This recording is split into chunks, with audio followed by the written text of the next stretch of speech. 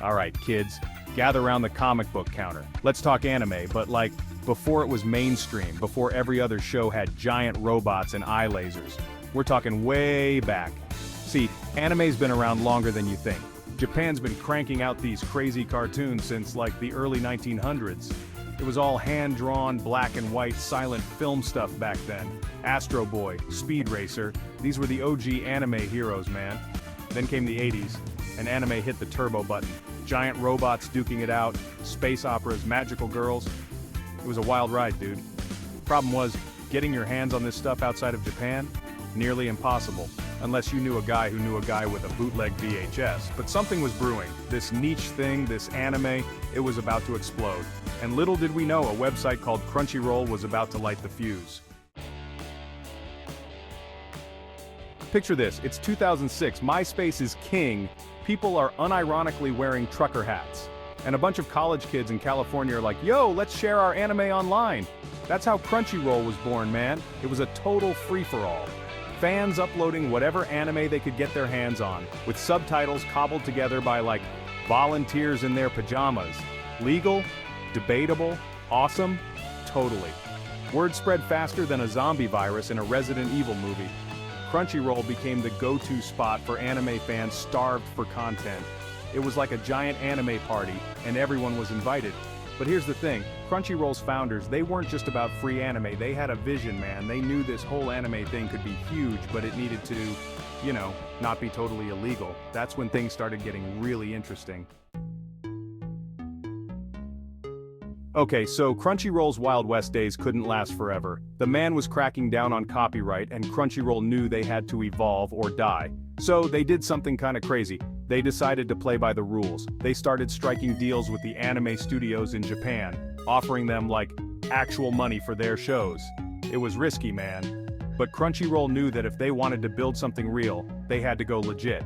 And guess what? It worked.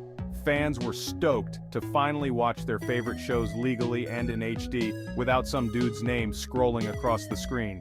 The anime studios were happy because, hey, money. It was a win-win, like finishing a fighting game with a perfect round.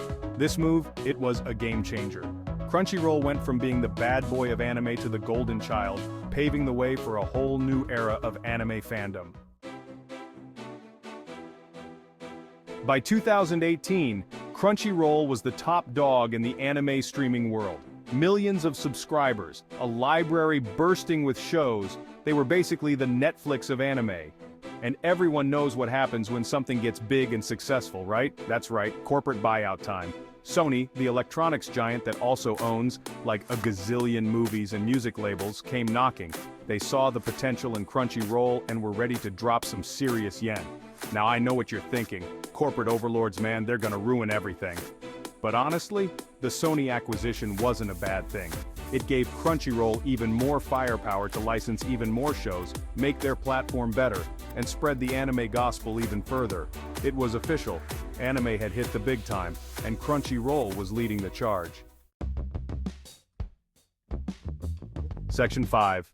Crunchyroll's secret sauce, how they make it rain yen. Alright, so how does Crunchyroll actually make money? It's not rocket surgery, but it's also not just about throwing anime on a website and hoping for the best. These guys are smart, they got a system.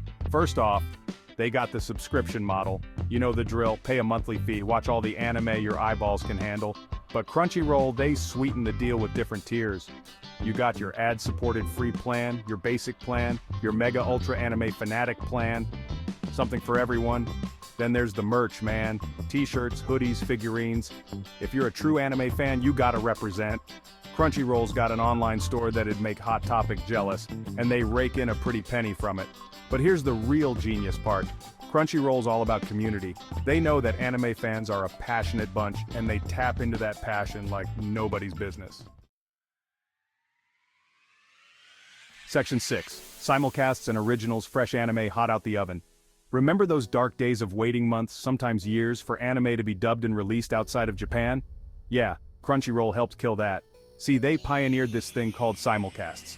Basically, new episodes of anime air in Japan and like, hours later, bam! They're on Crunchyroll, subtitled and ready to roll. This was huge, man. It meant fans all over the world could experience the hype together in real time. No more spoilers, no more waiting an eternity, just pure, uncut anime goodness. But Crunchyroll didn't stop there. They also started funding their own anime productions called Crunchyroll Originals.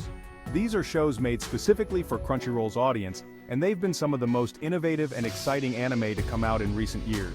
By investing in simulcasts and originals, Crunchyroll's not just distributing anime, they're shaping the future of the industry. They're giving creators new platforms and reaching a whole new generation of anime fans. Section 7, Crunchyroll's community, more than just weebs in basements. Here's the thing about anime fans, we're a passionate bunch. We love to geek out, debate plot points, and argue about which giant robot would win in a fight. And Crunchyroll, they get that, they embrace it. They've built a whole community around their platform. Forums, social media groups, conventions, they give fans a place to connect, share their love of anime, and make lifelong friends.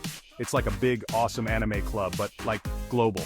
This community-focused approach, it's a big part of what makes Crunchyroll special. It's not just about watching anime, it's about being part of something bigger, something legendary. And that, my friends, is how you turn a niche hobby into a billion-dollar industry. Section 8, a billion-dollar industry. Anime's not just for kids anymore. Remember when anime was seen as this weird, obscure thing that only like basement-dwelling nerds were into? Yeah, those days are gone, man.